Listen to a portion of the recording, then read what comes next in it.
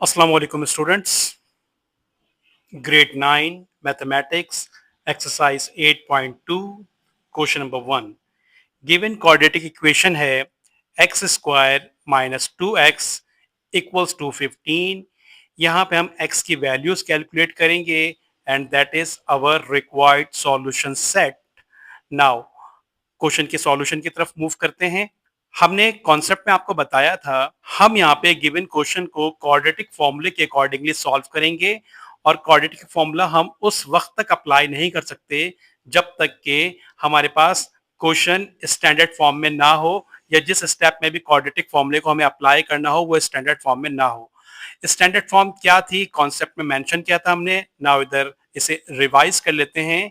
X square का term completely left hand side पर हो, एक्स का टर्म भी कंप्लीटली लेफ्ट हैंड साइड पर हो, ऑल्दो इनके साइन कुछ भी हो या प्लस हो या माइनस हो, that is not important. And constant number या न्यूमेरिक वैल्यू भी लेफ्ट हैंड साइड पर हो और राइट हैंड साइड पे इक्वल टू 0 हो. तो क्वेश्चन नंबर 1 जो हमें गिवन है उसमें एक्स स्क्वायर तो लेफ्ट हैंड साइड पर है, करेक्ट है. एक्स का टर्म भी लेफ्ट हैंड साइड पर है, करेक्ट है. बट न्यूमेरिक वैल्यू या constant value left hand side पर नहीं है, वो राइट हैंड साइड पर है. तो इसे हमें लेफ्ट हैंड साइड पे कन्वर्ट करना होगा ताकि हम अपने गिवन क्वेश्चन को स्टैंडर्ड फॉर्म में ले आएं और फिर उसके बाद इसके ऊपर क्वाड्रेटिक फॉर्मूले को अप्लाई करें. नाउ नेक्स्ट स्टेप में हम 15 को जो कि राइट साइड पर प्लस की वैल्यू के साथ है इसे हम लेफ्ट साइड पे शिफ्ट करेंगे और इसकी साइन प्लस से माइनस में कन्वर्ट होगी. एंड अब हमारे पास राइट साइड पे कोई वैल्यू नहीं होगी तो इट मींस के इक्वल टू 0 होगा. अब हमारे पास क्वेश्चन हमारी स्टैंडर्ड फॉर्म में आ चुका है, यानी कि एक्स स्क्वायर का टर्म भी लेफ्ट साइड पर है, एक्स का टर्म भी लेफ्ट साइड पर है और कांस्टेंट टर्म भी लेफ्ट साइड पर है. नाउ अब हम क्वाड्रेटिक फॉर्मूले को अप्लाई कर सकते हैं. इनिशियली क्वाड्रेटिक फॉर्मूले को अप्लाई करने से पहले हम इसके इंग्रेडिएंट्स को यहाँ पर राइट डाउन कर देंगे, यानी ए की वैल्यू, बी की वैल्यू एंड सी की वैल्यू. ए हमने कॉन्सेप्ट में आपको बताया था कोफिशिएंट ऑफ एक्स स्क्वायर या एक्स स्क्वायर के आगे जो नंबर लिखा हुआ होता है वो ए होता है. तो यहाँ हमारे पास एक्स स्क्वायर के आगे कुछ नहीं लिखा तो इट मींस कि वो 1 होगा और उसकी साइन पॉजिटिव होगी. हम तमाम तर वैल्यूज को उनकी साइन के साथ मार्क कर रहे होंगे. B is the coefficient of x, तो यहाँ पे एक्स के आगे जो नंबर लिखा हुआ है अपनी साइन के साथ वो हमारा बी हो जाएगा. तो यहाँ पे x के आगे जो नंबर लिखा है वो लिखा है 2 और उसकी साइन है माइनस की, तो ये हमारा एज ए बी कंसीडर होगा. और नंबर वैल्यू या कांस्टेंट नंबर या कांस्टेंट वैल्यू हमारे पास सी होगी जो कि यहाँ है 15 और ये माइनस साइन के साथ है तो ये हमारी सी कंसीडर होगी. नाउ अब हम अपने क्वाड्रेटिक फॉर्मूले को अप्लाई करते हैं. Quadratic formula is minus b plus minus under root of b square minus 4ac upon 2a. Now one by one हम b, a and c की वैल्यू फॉर्मूले में रिप्लेस करते हैं. Minus minus as it is, b की जगह पे उसकी वैल्यू -2 हमने सब्स्टिट्यूट की, plus minus as it is, root as it is, B square, B की जगह पे हम उसकी वैल्यू पुट करेंगे and that is -2. After that -4a, A की जगह पे उसकी वैल्यू प्लस की 1 हमने सब्स्टिट्यूट की एंड सी की जगह पे उसकी वैल्यू -15 सब्स्टिट्यूट की, divided by 2a 2 and a की जगह पर उसकी वैल्यू +1 हमने सब्स्टिट्यूट की. तो आई होप कि इस स्टेप में वैल्यूज की सब्स्टिट्यूशन आपने अच्छे से अंडरस्टैंड की होगी. Now move on next step. Bracket का माइनस और ब्रैकेट के बाहर का माइनस ये आपस में मल्टीप्लाई होंगे एंड माइनस माइनस से जब मल्टीप्लाई होता है तो इसका रिजल्ट बन जाता है पॉजिटिव साइन या प्लस की साइन. तो यहाँ पर माइनस माइनस प्लस में कन्वर्ट हो गए या माइनस माइनस कैंसिल हो गए and 2 as it is, plus minus as it is, root. And हमने चैप्टर नंबर 6 में आपको पावर के कॉन्सेप्ट्स बताए थे कि जब ब्रैकेट के अंदर सिंगल टर्म होगी तो हम पावर को अप्लाई की जाने वाली पावर को ऑब्जर्व करेंगे.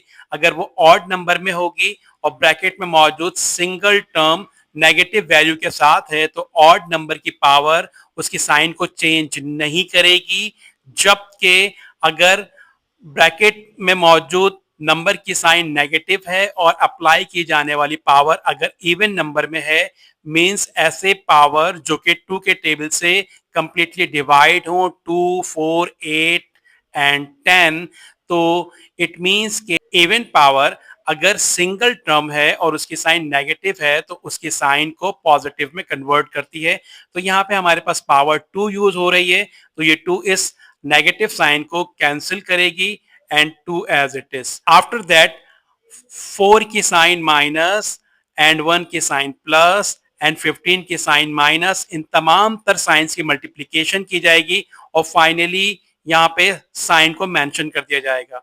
नाउ माइनस मल्टीप्लाई होगा प्लस से, तो plus multiply by minus is minus and that minus is also multiply with this minus and minus multiply by minus is plus।